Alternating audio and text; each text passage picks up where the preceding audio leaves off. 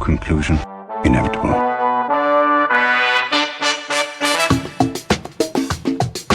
It was a jump to conclusions, Matt.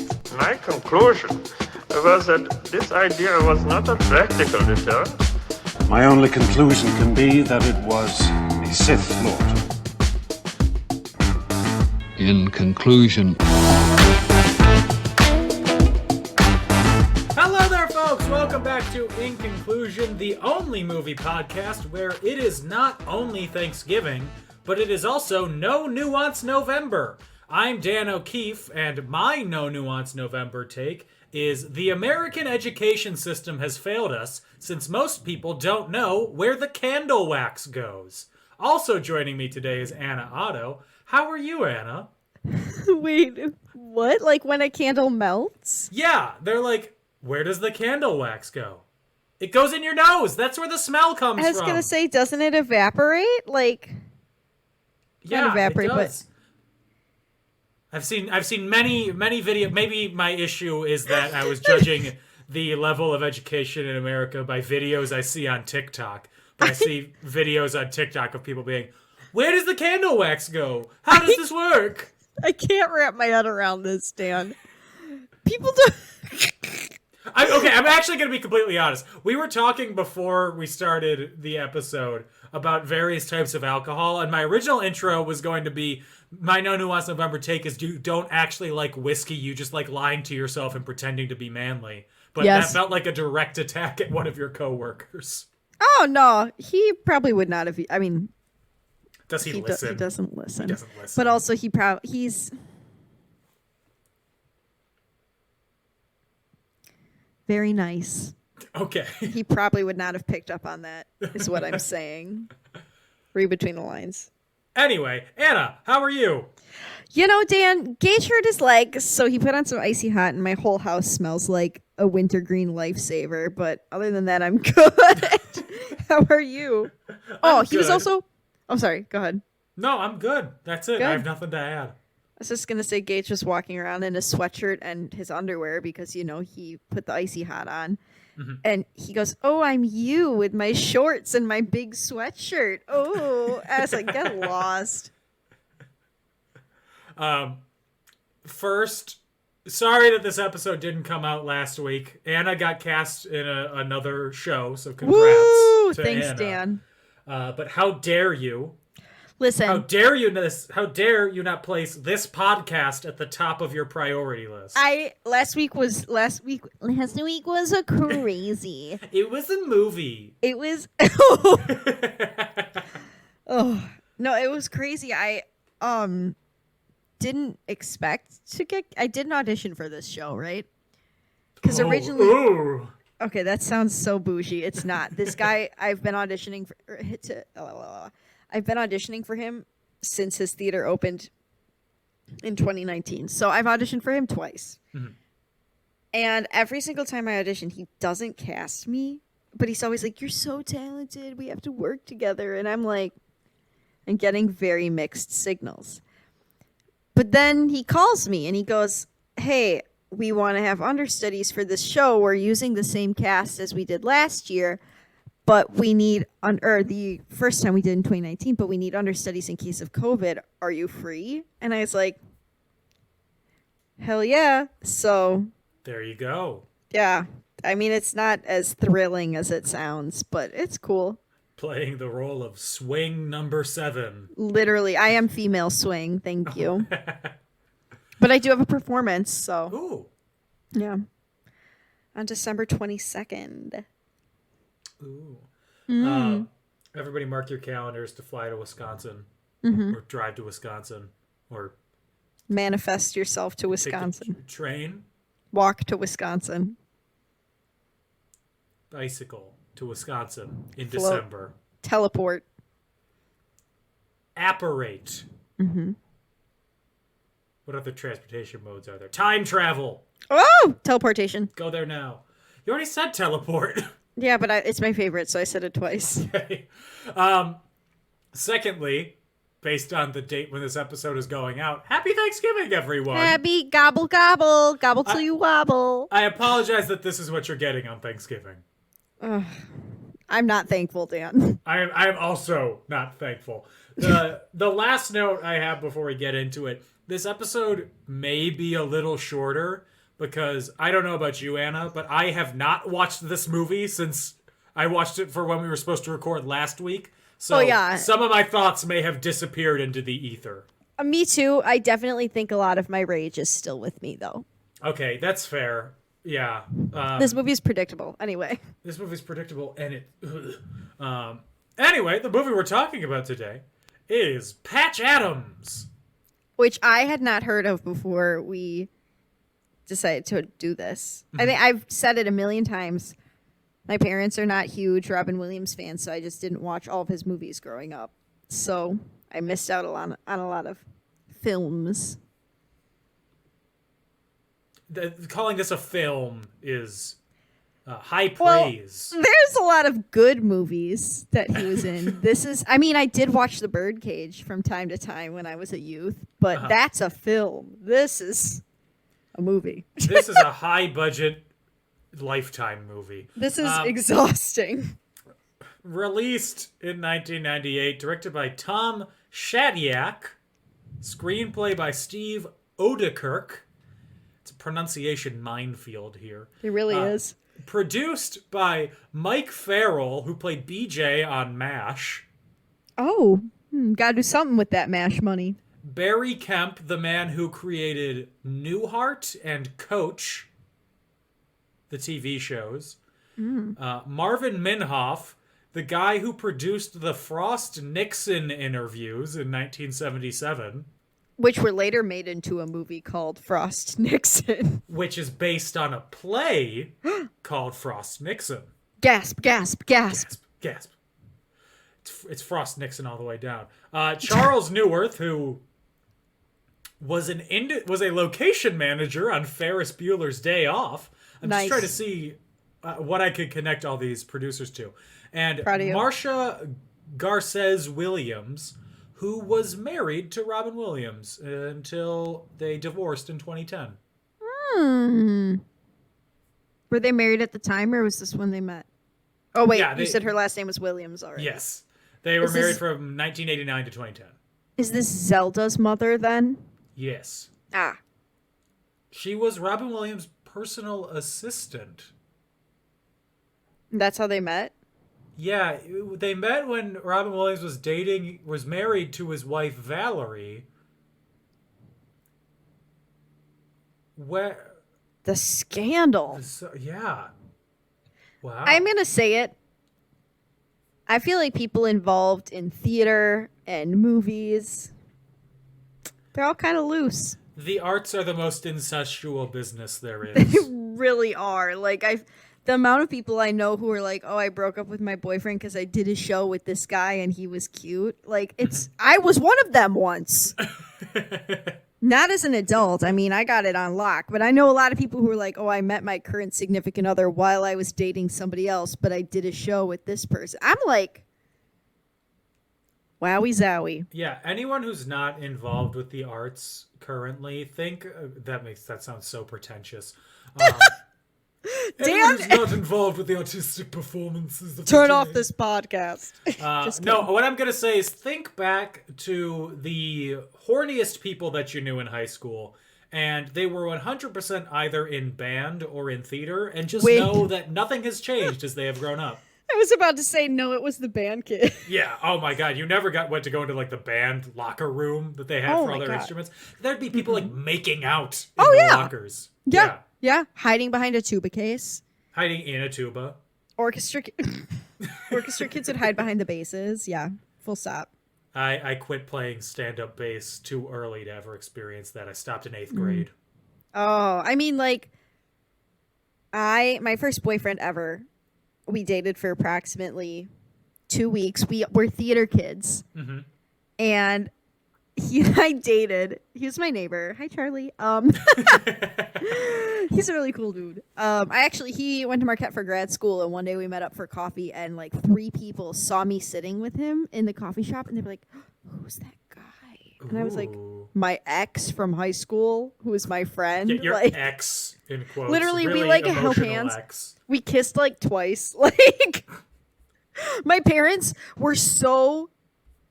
had such little fear about the two of us being together that they actively left us at home alone. Like, Oh my gosh. Well, that makes sense. You were neighbors. You'd probably known each other for a while. Yeah, I mean, anyway, he was a cellist, and I was a violinist, and also we did theater together. And during Seussical, we started dating, and then I broke up with him for the drama, and he cried all day at school the next day, and then we got back together, and then we broke up because he studied abroad in Prague one summer with his orchestra group. This sounds like the plot of a YA novel.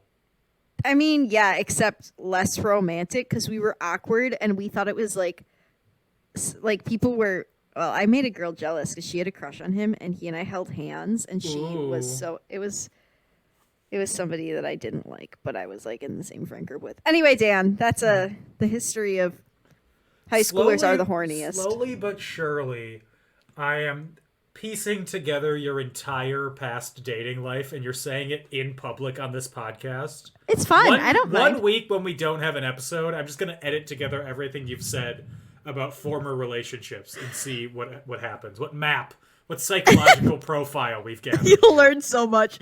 No, I don't know. It's I like talking about relationship stuff. I love asking other people about their relationships, and I have no issue with talking about mine. But maybe my exes would say something else. They'd be like, "Whoa, stop putting my dirty laundry out there." I'd be like, "Well, it's my dirty laundry." Maybe that's the reason we're exes. Anyway, and I love hearing about other people's gossip. I will literally tell you anytime. Yeah. Oh my God. Every guy I've dated did theater or played an instrument or both. Wow. Literally, ew. Like every guy I've seriously soccer dated. Player or something. I mean.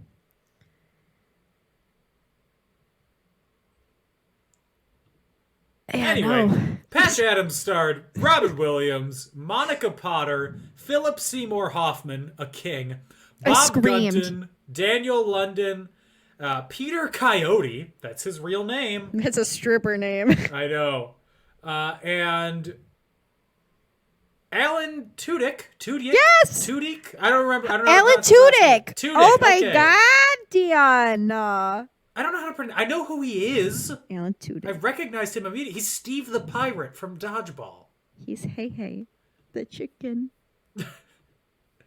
He's also in Wreck-It Ralph. He was the voice of King Candy. Oh yeah. He's a renowned voice actor. He's a good egg. Good egg. Wasn't he in Firefly? I don't know. I never probably. watched Firefly, but I think he was. I just know he does a lot of work for Disney. Yes. Like a lot of sound effects and a lot of... He is getting that Disney money. Good for him. Get it. Get that bread. I need to say who the cinematographer was on this because of his name. Okay. Fedon Papamichael. Oh. He is Greek, and I definitely butchered both his first and his last name. Go off, King. Yeah, Cinematograph this movie. He was also the cinematographer for Cool Runnings. He also was getting that Disney bread. And recently he's the cinematographer for Ford v Ferrari, Trial of the Chicago 7, and the new Indiana Jones movie.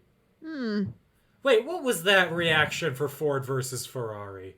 Boring movie about cars. No, 5 stars. Great movie theater experience. Because you're literally ancient. Wait, was Matt Damon in that movie? Yeah. Yeah, he's hot. But other than that... I saw it in like IMAX. It was so fun. I never want to watch it again. 5 stars. That's also my review for 1917. So do with that what you will. Old. I paid money to sit in the front row and see a special edition screening of Rocky IV a week ago. Oh my God. You think that my taste is ever to be judged or believed? No, you shouldn't. No. I love you, Dan, but that's, not a vibe. No. Released on December 25th, 1998, so it's a Christmas gift like coal that's also shit in your stocking. Yeah, for real. With a budget of either $50 or $90 million. No one's quite sure. I hope it wasn't 90. It made $202 million at the box office. That seems high. On Rotten Tomatoes, it has an approval rating of 22%, with the critical consensus saying, syrupy performances and directing make this dramedy all too obvious. Roger Ebert gave the movie 1.5 stars, and he wrote, Patch Adams made me want to spray the screen with Lysol. It's shameless. Yeah. It's not merely a tearjerker. It extracts tears individually by liposuction without anesthesia. Oh my God. I mean, like, yeah, it's predictable. And it paints mental health in a negative light, which also I don't love. Mm-hmm. And it just, I don't know what the real Patch Adams was like. I'm going to go ahead and assume... I can tell you what the real Patch Adams said about the movie. Oh, I know he didn't like it. His exact quote is, I hate that movie. Yeah. I'm not saying this has anything to do with Robin Williams or anybody else in the cast. Mm-hmm. I think the script was written to make Patch Adams a pretentious fuck. Yeah, right? Who thinks he can... Like, the way he treats women, Corinne, in that movie, made me want to rip my eyes out. And the way he talks to her and the way he talks to, like, people above him, people who are equal, just people, the way he talks to people. Oh my God. I was honestly disgusted. Yeah. Didn't like him. The movie portrayed him as the kind of guy who, I'm not saying that bullying is ever right, but the kind of guy who needed to get bullied at some point. Just like a little, just like a touch. Yeah. Not even, I was bullied a little and look at me. Yeah. Why do you think you're not insufferable? Well, that's up for debate. I mean, you're somewhat sufferable. They tried to beat they tried to beat the boy craziness out of me, and it just got worse. So, the worst part about this movie, I think, and I am of the belief that movies based on a true story are just that, based on a true story. They're not supposed to be one-to-one adaptations of it. No, because like, think about all the scary stories out there. Even Elton John's biopic, I'm sure there was some stretching, and Yeah, like Bohemian Rhapsody. I don't care that that's basically all made up. I care that the movie sucks. Oh, really? It was all made up? I mean, it was all... Not all made up, but it's all made to make Freddie Mercury seem like a god. Because, well, people do worship him. May he rest in peace. The worst part is the character of Corinne, played by Monica Potter, didn't exist. That woman is not real. I know. I Googled her left and right, and nothing came up. She is based on one of Patch Adams' good friends. A woman wasn't or a woman. Man? Okay. They added him. Who died by suicide, or died in an accident, I think. Not by suicide. Who died in an accident, and for that wasn't enough of an emotional turning point for the 90s Disney movie, so they had to make it an emotional romantic love. And then everything is fixed because he stared at a valley. If I was her, I would have ran far away from him. Any advance he made would have been met with a rejection. I don't care how much he loves helping other people. The way he approaches you as a person is creepy. Yes. He was also 20 years older than 20 years older than her. Yeah, it was yucky. Mm-hmm. Yeah. Anyway, do you know what the vibe of this episode is going to be? Dan, I know for a fact Gage is going to be like, you guys just complained the whole time. I'm like, yeah, we did. You know what I tell him to say? Do you know what I say to him about that? What? Defend the movie, Gage. Come on here. Defend it. Never. No, because he's a coward. He's afraid. He can't stand the heat. Ooh, this is the podcast Thunderdome. He can't stand the heat. You're right. It's still icy right now. His poor little legs. Poor little leggies. See what we're making Gage into a better person by bullying him on this podcast. See what I mean? He's a good guy. I love him so much. It's fine. I tolerate him to a point. So the movie starts out, and Patch Adams admits himself into a mental institution because of suicidal thoughts. And good for him.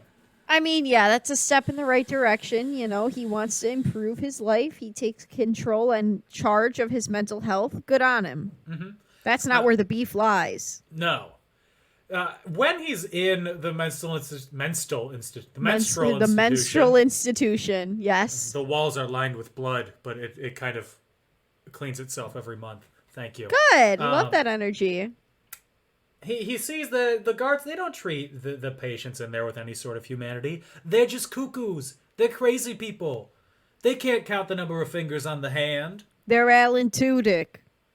They're the guy from Jurassic Park. Hold on. Hold everything. The gentleman who plays his roommate was Mr. Noodle on Elmo's World, and I could not get over that. I was watching this movie and I kept yelling, Mr. Noodle, like a child, so. That is what Anna Horst pointed out to me the moment that he showed up on screen. Yeah. She was like, do you know who that is? That's Mr. Noodle. I was like, why do I recognize this man? Why do I recognize this man? Gage Googled him and he's like, Mr. Noodle. And I was like, and he was like, what? And I was like, you didn't watch Elmo's World growing up? Weird flex. To be honest, she actually said, that's the guy from the Green Mile first, before she said Mr. Noodle. I knew Mr. Noodle. I recognize him from Sister Act 2, Back in the Habit. He's a priest. Are you fucking kidding me? I'm not. Sister Act 2, growing up, not even growing up, still to this day, if I had to tell you the 5 most common things that were on television, they would be this is in no particular order. Sister Act 2, Air Force One, original Law and Order, The Amazing Race. Ooh.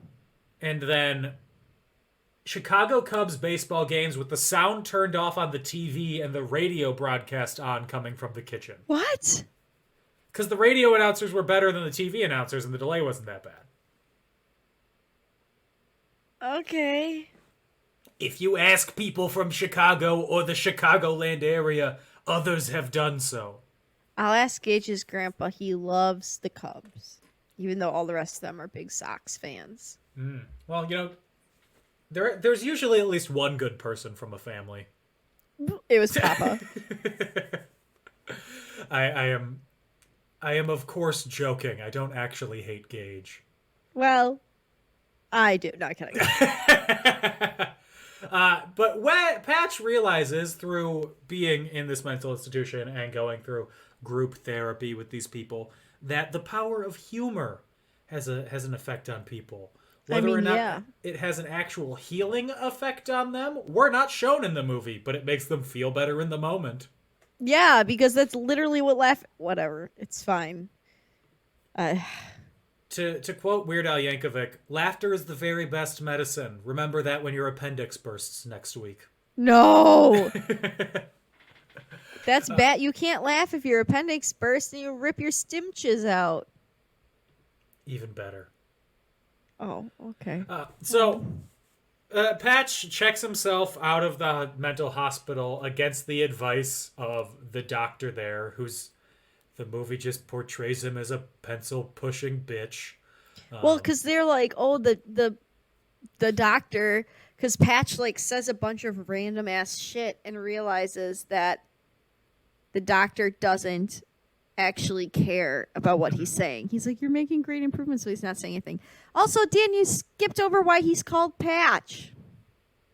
He's called Patch. Do you remember? Does he have a hole in his pants or something? No, the one architect or whoever who's in the hospital has like a leak in his cup, and Robin Williams puts a Band-Aid over the hole, and he's like, "Good job, Patch," because he patched it up. Imagine walking somewhere and seeing a trash can tipped over, and you go and you tip the trash can back up, and you put the assorted litter back into the trash can. And then a passing Older municipal man. sanitation worker walks past. And they're like, "Good job, garbage!" And that's the name you take from now on. That's what he did. Oh, when I worked at the radio station, one of my coworkers was having a baby, and she asked her daughter what she should name it, and the daughter was like, "Trash can." And I think about that a lot. Oh my! I assume that she didn't. She did not name the baby Trash Can. Honestly, bad move. That's unfortunate. So even though on his permanent medical record it says that he was checked out of the mental institution against doctor's advice, 2 years pass and he enrolls in the Medical College of Virginia, which is now Good the for him. VCU School of Medicine. Do you know who else graduated from the VCU School of Medicine? No guess? I can't think of his name right now, even though Phillip Seymour Hoffman. From the VCU School of Medicine? Yeah, in this movie, he's going to school there. Oh, I mean, he probably Are we talking did about it. real life? Yeah, I'm talking about real people. Oh, I don't know. Me neither. Wait, Megan Thee Stallion just got her nursing degree. Let's look where she graduated from. Is this like a real degree or is it an honorary degree? No, she went to school. Oh, good for her. I know. I'm on the VCU School of Medicine page, and it's Baruj Benacerraf, Georgia Chenevik's Trench, and Jeffrey Taubenberger. So apparently you have to have a multi-syllable last name to graduate. She went to Prairie View A&M and Is that in Texas Texas? Southern University. Yeah, that sounds like Texas. Yeah. Good for her. Good for Megan. Anyway, bad to the movie. Patch, the oldest first-year student among the group. Because he's like 80. Yeah. First lie of the movie, he wasn't. Also, the mental institution never happened in real life. Patch Adams was like 20-something when he enrolled here. So he was a normal normal- age. So they made him seem like a non-traditional student for flair. Yeah. Okay. Ugh.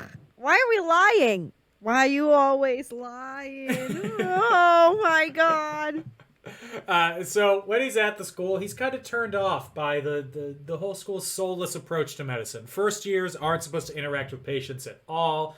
His roommate is Phillip Seymour Hoffman, who is by far the best actor in this film and giving the best performance of anyone miles ahead in his 6 minutes that he's on screen. I mean, again, Robin Williams is a great actor. I think a lot of it has to do with how poorly the script was written. Full offense. Yeah, I agree. To put some spice on the spice is the wrong word, but the man who wrote this, he also wrote the two Ace Ventura movies. Oh, Jesus. The Nutty Professor. No. The Nutty Professor 2. The Jimmy Neutron movie. Wait, okay, I'm back in. I saw that in theaters when I was little. His best one is probably Bruce Almighty. Love Bruce Almighty. And he also founded O Entertainment. Like Oprah? No, like the company that made Jimmy Neutron. Oh. Oh, okay.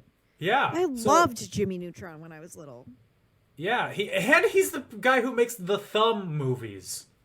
Thumb movies. Like Thumb Wars, the parody Star Wars. It's all with thumbs. I'm sorry, Dan. I'm not with you anymore. Anyway, he's successful. Yeah, I mean, I loved Jimmy Neutron growing up. I loved Jimmy Neutron growing up. Had like a remote control car. Mm-hmm. Like it was a giant wheel and Jimmy was inside of it and it was cool. That was a bad description, but it was cool. I had this car, man. It had wheels and a driver. Yep. That's it. I watched the Jimmy Neutron movie recently. It's fine. It held up better than I thought it did, and it also has Space Cowboys by NSYNC in it, so oh hell yeah. I have to love it. I'm peeing in the shower, right? Doesn't Sheen do that? Still doing it. I can't believe Sheen got a girlfriend in that series. I know he's a cartoon, I can't wrap my head around it. I can't believe that Carl Weezer never had his love requited. Jimmy's mom. Jimmy's mom. I love Carl. Gage calls me Mrs. Fowl sometimes because of my nose. So no. mean. So mean. I want to watch Jimmy Neutron now. Okay. Nick, the cool kid who just flip his hair at the talent show. That show is so good. Okay, we should just change this to a review of the Jimmy Neutron movie. We can review the Jimmy Neutron movie sometime. I had the soundtrack when I was little too. I did too. It's a good soundtrack. Oh, it was a good movie. Like I said, I saw it in theaters, so my parents, they took me to see it because they liked the show too.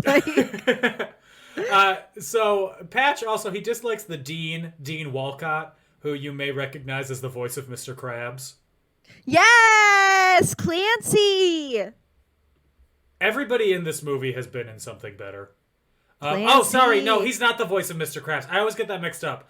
Is it Patrick? He's the prison warden in Shawshank Redemption, and Clancy Brown is a prison guard in Shawshank Redemption. Are you kidding me? That's a really big difference. Yeah, I know. I get it. I'm sorry. I thought it was Clancy. You know I don't know what people's faces look like. Yeah, no, the actor's name is Joseph Sumner, I think. Oh no, it's not. Well, I've only seen Shawshank Redemption once, and you know how I feel about that film. It's great, and your opinion is so wrong. Long. Yeah, that's why you don't watch it in one sitting. You watch it at whatever point you turn TNT on and it's at, and then you go away, and then you come back at another time and turn it on and just pick it up again. It's like Forrest Gump. You never watch Forrest Gump in one sitting. I love Forrest Gump. The summer before my freshman year of high school, I watched it every single day because I was depressed.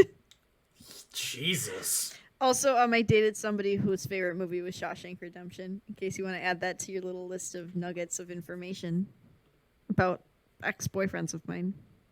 Write that down. Write that down. Hear that, assistant that we have? Write it down. Mark it. Mark it. Sorry, the actor's name is Bob Gunton. Oh. And he is in a bunch of other movies that you may have seen, you may not. He's in the new Ghostbusters movie.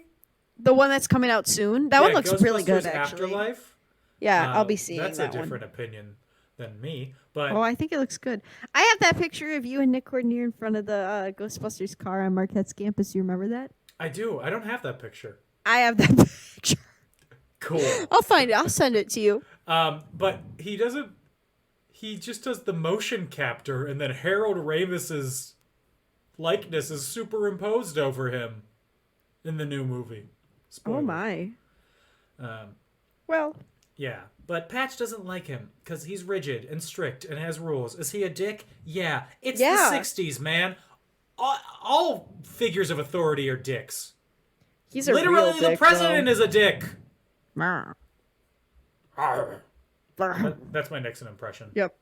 I'm glad we just both did our Nixon impressions. I'm reading a book about Nixon, and it's really interesting. It's also 1,000 pages, so I'm on page 60-something. I don't think I'd make it. It sounds too dry. I should. After this, I'm going to read the sequel to it, which is about Reagan.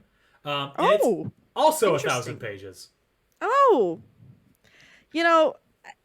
I think it's because I'm very interested in like the 80s. The Reagan one sounds slightly more appealing to me, but still, I am not drawn to a book about presidents at all. Yeah, I'm still waiting for the Alf Landon biography that's 1,000 pages long, the former governor of New York in the 20s. And why did I think you were talking about potential the Democratic candidate for president in 1932? Oh. He was not the actual Democratic candidate, though. That was FDR. When you said Alf, I thought you meant the little alien. I ate the cat! Yeah, that's my Alf impression. Good job. It's about as good as my Nixon. So Patch also meets his friend Truman, who seems like he should not be friends with Patch. He seems impressionable. That's true. And so Patch sets up he gets in trouble because he interacts with patients. He goes into the children's ward and acts like a clown. It's kind of cute. It is kind of But also, he went directly into the children's ward where they all have cancer, and they could have ripped tubes out and he could have given them something because they're all immunocompromised, and he's coming in from doing who knows what. Hasn't washed a single hand and not a mask in sight. Sounds like a lot of places these days. And then he also gets in trouble because for some reason he is in charge of the decorating committee for a visiting group of doctors who are coming to the school. Oh, okay. This part actually did make me laugh really hard. And he makes a papier-mâché pair of legs in stirrups that is gigantic.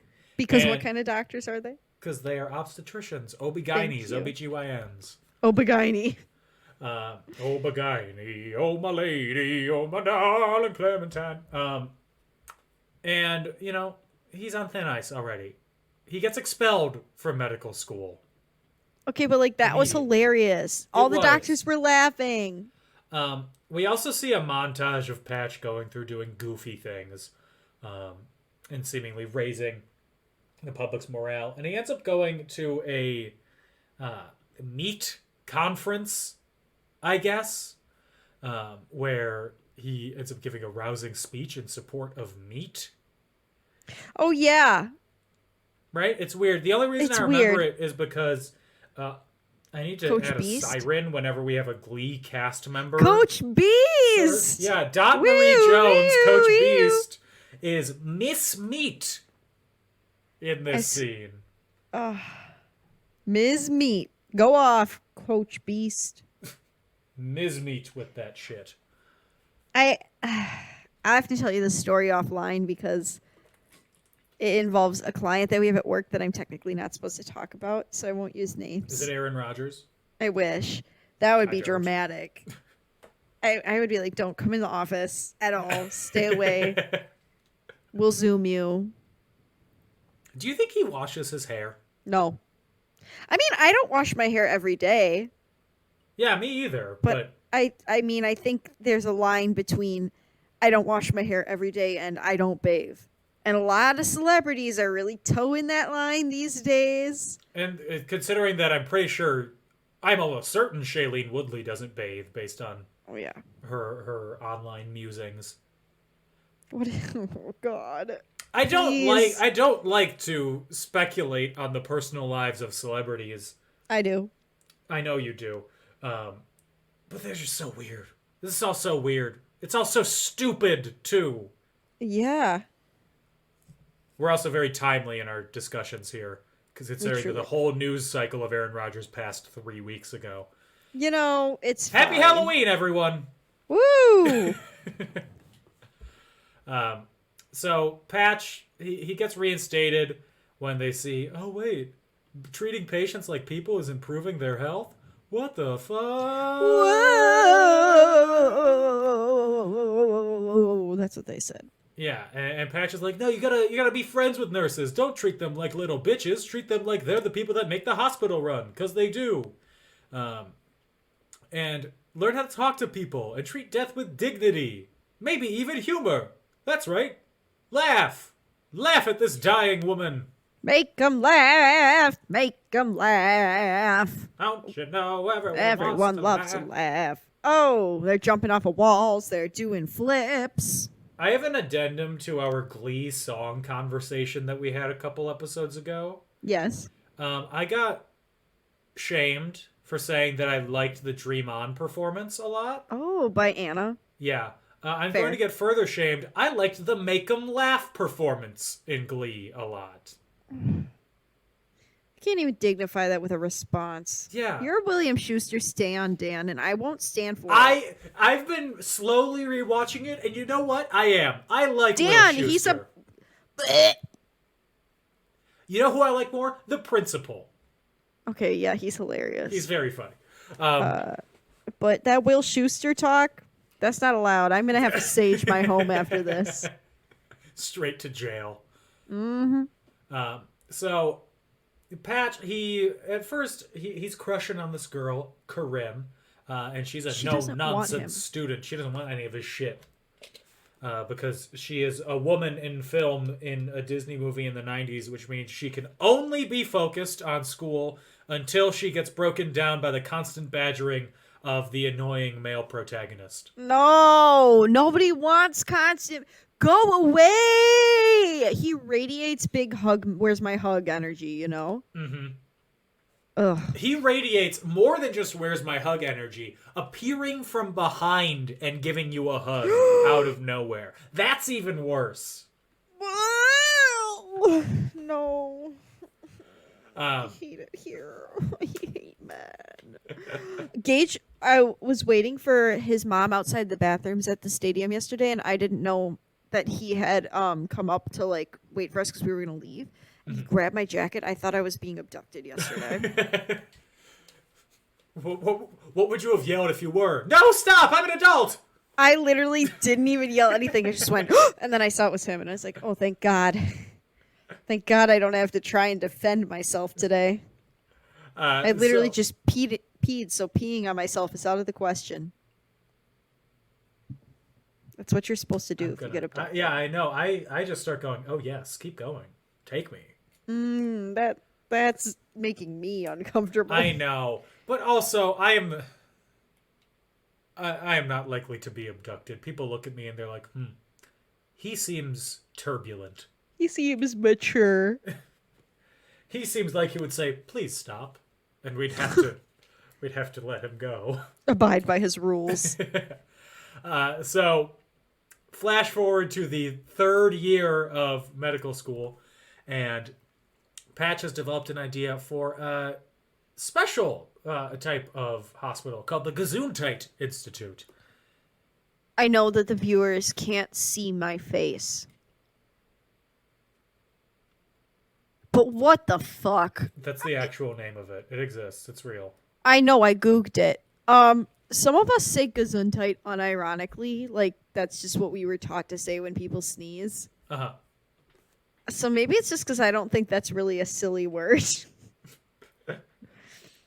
Oh God, so dumb. Okay, it's fine. Ugh.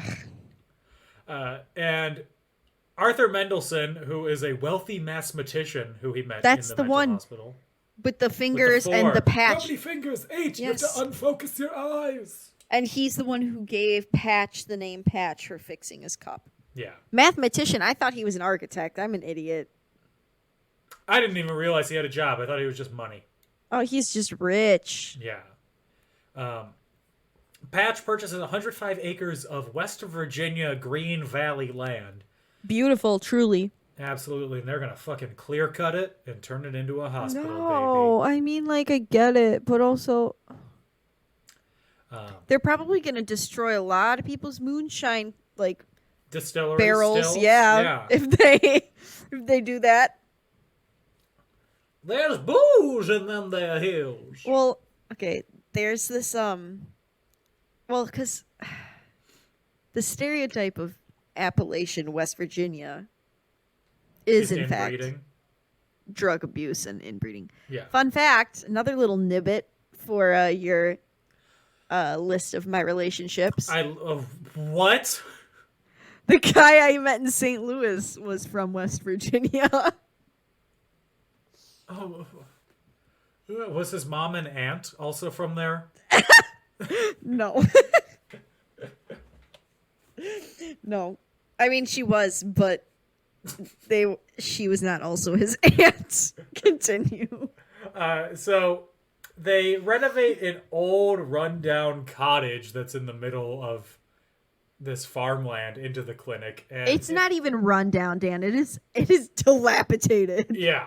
If I was a patient and I was like, well, I need some help, and I phone up and they're like, here, come to this address, and I show up and it's Abraham Lincoln's shack where he was born, I'm going to be like, I would literally no. think I was about to get murdered. I would rather go into medical debt than Yeah. go to there. Yeah, I would think I was about to get murdered. Yeah. Turned into moonshine. It's because the big thing is that the clinic, they do it without requiring insurance. And they also perform Which is comedy great. skits for them. Good. More places should do that. Insurance also shouldn't exist. Hot take. Woo. Ooh. Dan's hitting us with the I can't- vibes today. I can't hit you with my hottest take because people get mad at me when I say it. I want to hear it. I'll Can you tell edit to you it out? off air. Okay. Um, Oh, I but- can't wait. yeah. Anyway, Patch and Corinne, they turn from friends To lovers. to lovers. You think they ever did anything more than kiss? I know they're not real. Like, I know Patch is real, but Corinne isn't. But if I was Corinne, if he tried to, like, freak with me, I think I'd be like, no.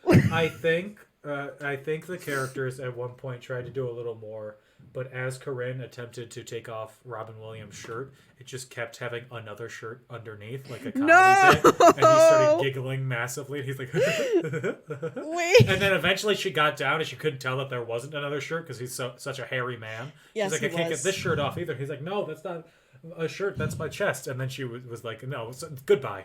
Yeah. Yeah. Oh, God. Corinne, girl, there's nothing attractive about Patch Adams. He's such a dweeb. Full stop.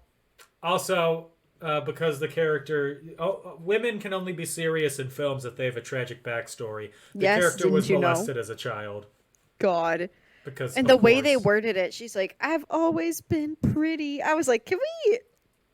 I know this was written in 1998, but through a 2021 lens, that ain't hitting, okay? No. That ain't hitting. No. And I like, mean, she's molestation is very blaming herself, serious, but... which happens and shouldn't happen. Yeah, Maybe that's the most realistically written thing in the movie. I don't know. maybe. I think it was a cop-out to give Yes. her a molestation backstory. Oh my God, Yes. yeah. Why couldn't she just be driven because she wants to have a good job? Women, that's not how women work. Why can't she just be driven because she wants to buy herself a Birkin bag one day? Is that not... Women only want careers if they've had troubled childhoods or they're in it for a man, Anna. Don't you know You're this? right. My God, how could I ever forget? Wait, how expensive name is a that music. Birkin bag? $20,000 if it's used. Oh. I want one so bad, Dan. I'll never steal get my one, but beating wallet.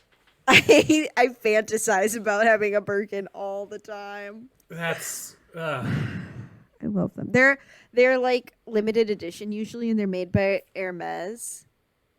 Jeffree Star gives them away on his channel sometimes. That's how it's pronounced. I thought it was Hermes. You would. Of course I would. I just and got an REI membership and I'm over the moon. That's the highest level of like fashion quality that I can go. I say you would, like I don't shop at Target. Yeah, right. Come on. Get over yourself. You're not special. You don't know how to pronounce Hermes? I only know because I used to watch like beauty vloggers talk about it all the time. Say the beauty vloggers. It's Jeffree Star. I'm sorry. Anna, canceled. No! So I'm sorry. one patient has come into the clinic, Larry Silver, and He's a hot mess, girl. He's a hot mess. He's having suicidal thoughts, all that. Later, he calls the clinic and he's like, I'm having trouble. I need somebody to come help me. And I'm good. Reach out for help. But the second he called, I knew what was going down. I said to Yeah. Gage, I was like, oh, Corinne's fucking dead, huh? and then briefly, it turns into a psychological horror movie and she gets murdered. I just think that's a bad portrayal of someone with mental illness. And that's honestly, a real doctor wouldn't have gone over there. A real doctor probably would have called back and been like, hey, let's talk this out. Can I direct you in a way that we can work this out together until tomorrow morning? Maybe you can come back here and we can have Is there a good anyone therapist. is there anyone you're close to who you can call and spend time with? Or call the police and send them over for a wellness check. Like, Yeah. maybe it's the immaturity of the character, and I'm not saying she deserved to die. I'm just saying that, like, I am. but you know what I mean? Like, in real life, that just wouldn't happen. Yeah. Well, in real life, I don't know the circumstances of Patch Adams' friend who was murdered. I don't know if it followed Yeah, the same true. path as it I'm took not in the trying to film. shade- And I'm not I'm trying not to say trying that to in shade. no way am I saying that anyone deserves to be murdered. No. I was just saying the character. If this is how it happened in real life, I think that's even worse Yeah. Considering that they made up a fake character to replace a real person and then gave them some, like, the same way that they died, that just feels so dirty. Yeah, I just assumed that once you said that she wasn't a real character, I just assumed that this death was made up as well. Mm-hmm. But this I mean, death was fantasy. Oh god. His death was fantasy. I mean, I know they really cared for these people, but I just think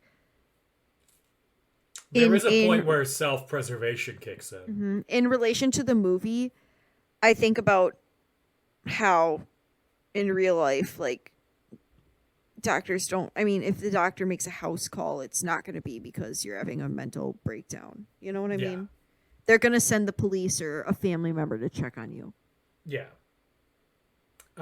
So anyway, after this happens, Patch goes to what the synopsis I'm reading describes as a cliff, when in reality, it's just a somewhat steep hill that if he jumped down, he'd just get injured, maybe.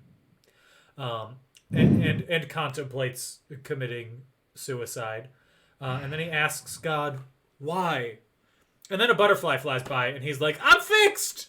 I'm cured! If a butterfly cured me, I think I'd be a lot better off.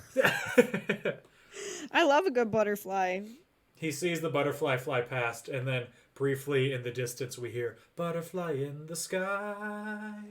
I can fly twice as high. Take a look. It's in a book.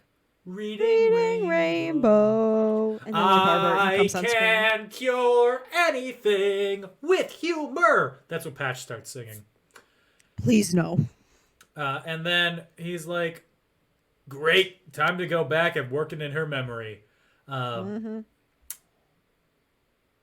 thing... Back to the Gesundheit Institute. Yeah, back to the Gesundheit. They're losing money. He's stealing supplies from a hospital.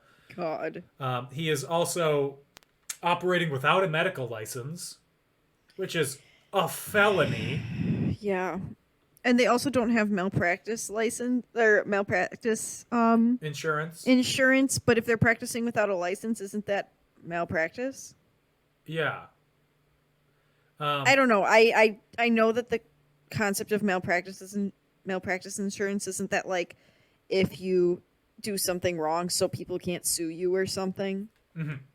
But that or if doesn't they do seem sue you, smart. the insurance pays for it instead of it coming out of your own pocket. I don't know.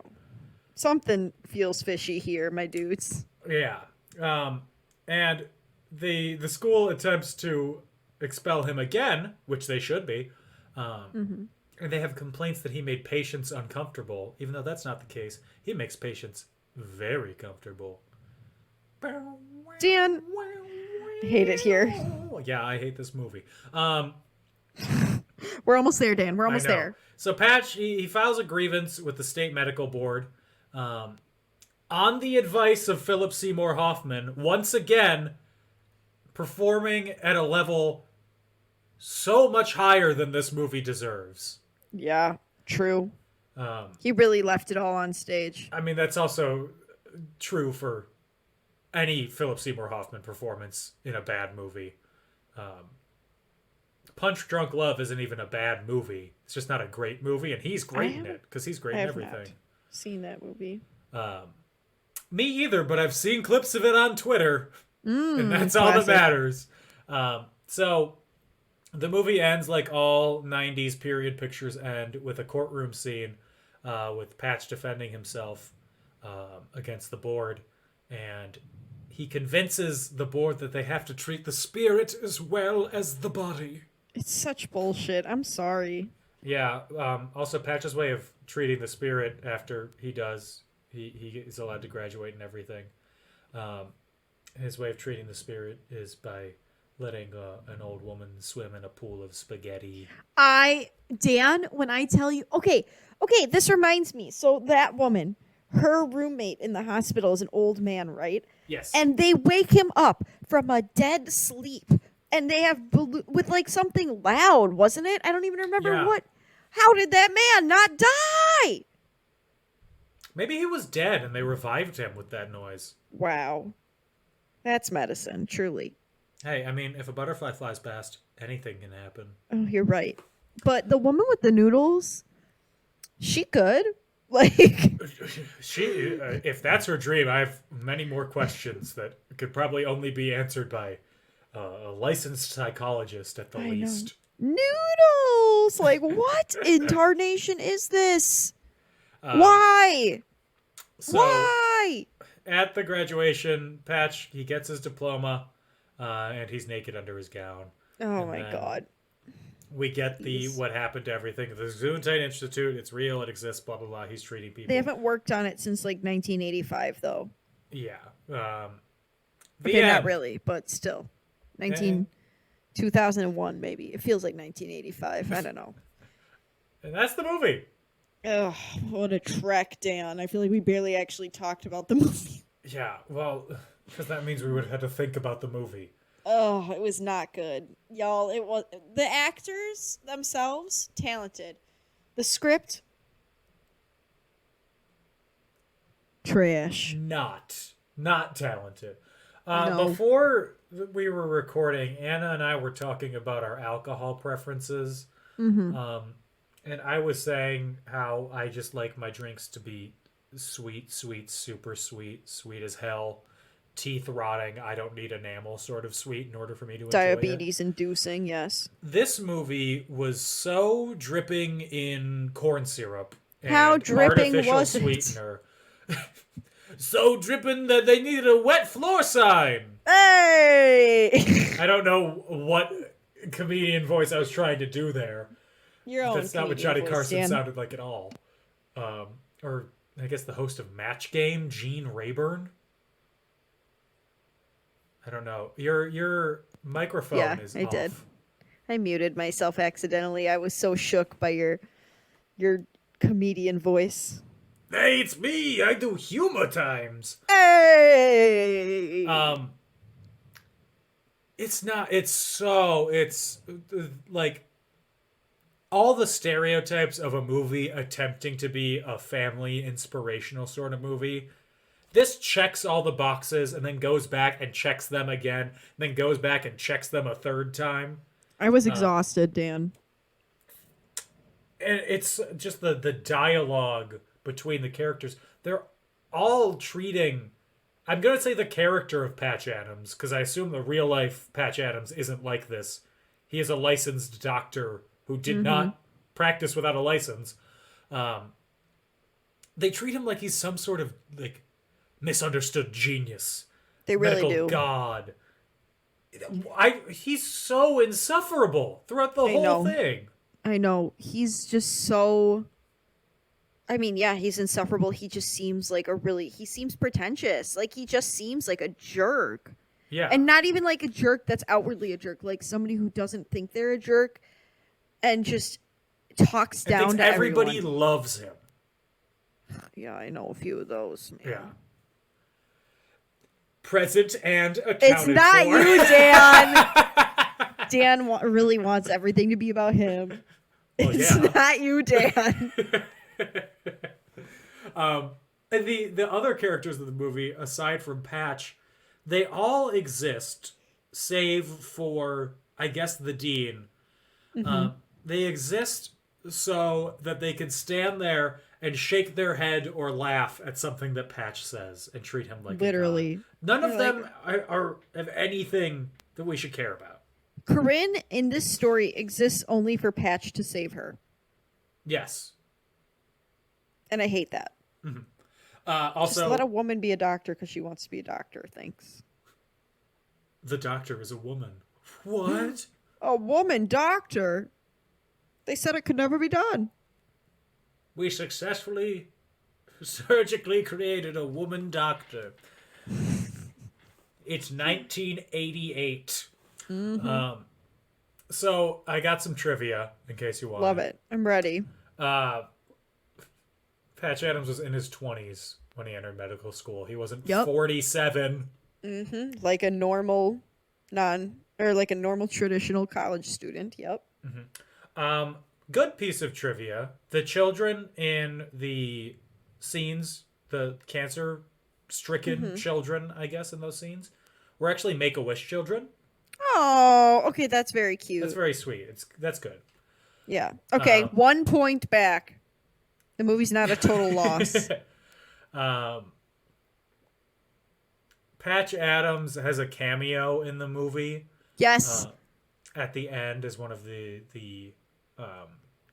is he on the board of the medical board, or is he one of the professors or something? He's one of the professors because he's sitting in the hall watching, but he's like in the front row. I know because Gage goes, I think that's Patch Adams in the front row. In that voice too. Bill Murray declined the role of Patch. Yes. Good for him. Good for you. So did Tom Hanks, right? He did. Or he was considered, but he was in Saving Private Ryan at the time. Gage made fun of me because I said, isn't Matt Damon in that movie? And he said, he's Private Ryan. And I said, no, he's not. You fool. I thought You are a fool. it was Tom Hanks. He's the saving. He's doing I the thought he saving. was saving himself. Okay. I don't know what I That's thought. I thought it very was about meta. I thought it was an internal journey, Thought it was an emotional thing.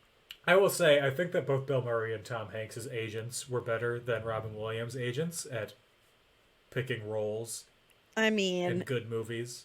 Tom Hanks. It was just the anniversary of Sleepless in Seattle, Dan. I know. I was going through my reviews. 5 stars. I still stand by it. It's a 5-star Hell movie. yes. I listened to a podcast that he was interviewed on for 2 hours. Tom Hanks is so enjoyable just to hear him tell stories. Oh, I know. he's I great. love him. What a good man. He is a exhibit on how to not father, though. How to not parent. Shit. Okay, Colin is fine. Colin is fine. He did do Dexter, which was pretty cool. And I've never seen him act, I realize. Or Oh. he's in Fargo. I've seen Fargo. he's in Dexter. He's like the 10 Commandments killer, I think. Uh-huh. It's pretty fucking gruesome, but it's a good season. Robin Williams played a doctor in 5 movies in the 90s. This. Awakenings. Okay, I don't know This, her. 9 Months. What Dreams May Come, and Good Will Hunting. Oh. The last one's a stretch. He's got his doctorate, but he's not like a medical doctor. Still a doctor. Okay. Wait, is he not a doctor? No, he is. He's like a doctor professor. Like he's a Okay. psychiatrist.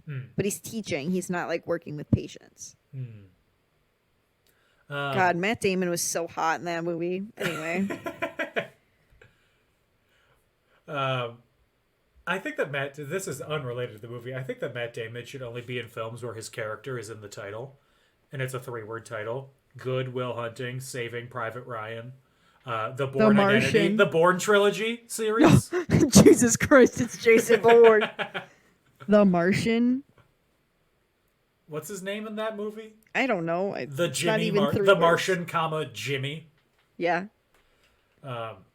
Downsizing with Matt. I don't know. I think I in- told you this already, but every time we talk about Matt Damon, I just think of I'm fucking America. Matt Damon. Oh, yeah. I Oh, think of that Team too. America. Team America. Matt Damon. Matt Damon. Matt Damon. And last fun piece of info. Ron Williams voiced the genie in Aladdin, and then Alan Tudyk voiced Iago in the new Aladdin. Oh, hi, Alan. Yeah. I was gonna say he did not voice the. he did not voice. he did not Iago voice in the Will original. Smith. I was like, please. No, I was thinking of Gilbert Gottfried voiced Iago, and I was like, Alan Tudyk did not. But then I realized. Yeah, so the real Patch Adams never practiced without a medical license. Good. I mean, he bare never minimum. s- Twitter's quaking. He never stole from a hospital. Bare minimum again. As we mentioned, his friend was a close friend, not a romantic interest. Okay. He was in his 20s when he entered medical school. Okay, I would say when the movie came out. Yeah, he was in his 20s. Shocking. Well, he's eternally 25. He was upset that the film cut out the aspects of his life about his activism, because he's very active in promoting a healthcare model that is not funded by insurance policies. Yes, I saw that when I was reading about him. Yeah, and basically didn't explain. They just made the Gesundheit Institute make them seem like a bunch of like hippie doctors or like renegade doctors that were flying by night when that's not the case. Yeah, They're it did kind of all seem like that. Doctors. And he was upset because the movie made somewhere in the ballpark of $100 million. And none of that money went towards him to fund the Gesundheit Institute. Oh, you would have thought that some of that movie would have went to the Gesundheit Institute so they could actually get it up off the ground. Yeah, right? In a quote in an interview, Robin Williams' salary was $21 million for the movie. He said he made $21 million for 4 months of pretending to be me in a very simplistic version and did not give $10 to my free hospital. Ooh. If I had Robin's money, I'd have given all the $21 million to a free hospital in a country where 80 million cannot get care. He, however, was not anti-Robin Williams. Like, it was just, that was his example. He said, I think Robin is compassionate, generous, and funny. I like to think that's who I am. And so I think he was the only actor I wanted to play me, and I think he did a fabulous job. He was upset with the situation and the lack of support that his institution received. Yeah, I would say I'd be more upset with like the people, because I don't know. If I was Robin Williams, I doubt it would even cross my mind. I would have probably, unfortunately, assumed that some part of the money was going to be going to the movie. Unfortunately, a lot of times with those true stories, money's not going to go to those people. They're just making a story about you because you're cool. They're not going to donate to your charity. Yeah, like Disney, because it's based off of a book that Patch Adams co-wrote, so they paid for the rights for that, but that's it. That's a one-time thing. You don't get any of the profit. Yeah. And Hollywood accounting means there never actually is profit on anything. Anyway, would this movie be better, worse, or the same with Jonathan Taylor Thomas as a Doogie Howser-style Patch Adams? There's no room for him in this film, Daniel. Are you sure? Are you sure? Yes, sorry, I paused to drink some water. No, it's fine. Because I was so parched from the mere mention of Jonathan Taylor Thomas. No, I really don't think there's room for him in this film, Dan. Well, what about you? George Clooney is a hot Patch Adams? Hell yeah. Hell yeah. Then I would at least understand why all the characters are in awe of him throughout the movie. He's curing people with his hotness. Right? He looks at you, gives a wry smile and a chuckle. Are you kidding me? My leg would grow back. Mm-hmm. He was playing a doctor on ER at this time. Perfect transition. Oh my god. Hot 1998 George Clooney? Are you kidding me? Cast him in my bed, damn it. God, I'm still thinking about him in Oh Brother, Where Art Thou? I don't know why, but he's so hot in that movie. I know why. Because he's George Clooney. Because he's George Clooney. I said that. There. I know. I guess I should have realized that he's always hot. Why is this hot man hot? Literally. I don't get it. I guess I got one more question for you, Anna. Okay, I'm ready. On a scale of 1 to 5, magical butterflies that cure depression, what do you give this film? It's a 1. I'm sorry. Don't it was apologize. Like not unenjoyable, but it was so stupid. Like it just. I don't know. I'd rather hear about in the worst sense of a. I'd rather hear about the actual story. You know what I mean? Yeah, I'd rather watch a documentary about this. Yeah. Which, if you're making a dramatized version of a story, that kind of seems like you're failing. Yeah. It's the whole addition of a significant other for no reason is too much. Yeah. I agree. I am giving it 1.5 out of 5. So somehow I have a higher rating than you. I'm impressed, Dan. Phillip Seymour Hoffman is a whole one of those stars, and then the rest of the movie gets a half star. All I can say is that if you are looking to watch a 90s based on a true story film, there are plenty others that you could pick from. Yeah. Like Quiz Show! No, Dan, you had me, then you lost me. We're not watching Quiz Show next. Thank God. Don't worry, because it's Christmas time coming up. Woo! So, next week, and the week after, and the week after, we are going to be diving deep into Anna's, I imagine at one point, television father figure. Yeah. Tim Allen. I love Tim Allen. I know he's a mess. I really like him. We're talking about the Santa Claus films. So we're starting with the Santa Claus, and then Santa Claus 2, the Mrs. Claus, and then the Escape Claus. Woo!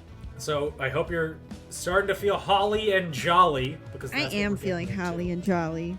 I'm not, but that's because it's weird that it's not cold here. I need to get used to that. Well, you know, Dan, I can send you some snow. Mail me snow, please, in an envelope. I will mail you some snow in an envelope. Don't you worry about it. It's gonna go get to the post office and they're just gonna have a soaking wet envelope and they can't read the address on it, and they're like, what they're gonna be like, 5th one today. Throw it in the wet pile. Ew. Just a sopping wet pile of envelopes. Ew. The pile of snow envelopes. If you want to support our show, you can do so on Patreon at patreon.com/inconclusion. Or you could follow us on social media on Facebook and Twitter @andinconclusion, on Instagram @inconclusionpodcast. If you want to find me, I am on Twitter @DanO'Keefe86, and I'm on TikTok @NotDanO'Keefe. Oh, Anna. Oh, Dan. Where can they find you? You can find me on Instagram @AutomusPrime818, or you can find me on Twitter @AutobotsRollout, capital O for Auto, capital B for Bots, capital R for Roll, and the O in Roll and the O in Out are zeros. Dan. Anna. I had my very first not a person I know LinkedIn request. Like, it was somebody who was connected to somebody else I know. Okay. And they commented on my post and added me. I was like, is this being a celebrity? Am I better than everyone? Literally me at my desk. Today I did call myself a baddie, and my boss said, I'm proud of you. Keep that energy up. And I said, thanks, Jim. Well, if you want to hear more from that baddie, tune in next week for the Santa Claus. I cannot wait. Again, happy Thanksgiving, everyone. Hopefully it is uneventful for you. Oh? I mean, it's always, you know how people always have horror stories about yeah, Thanksgiving. I hope there's no drama. Hopefully just good vibes, man. Mm-hmm. I hope none of your family is anti-vax. Yes. I hope your whole family is vaccinated this That is my hope season. for everyone every week. Yep. Me too. In the meantime, everybody stay safe, have fun, and guess what? Get vaccinated. Bye-bye. Bye. Gobble, gobble. Gobble, gobble.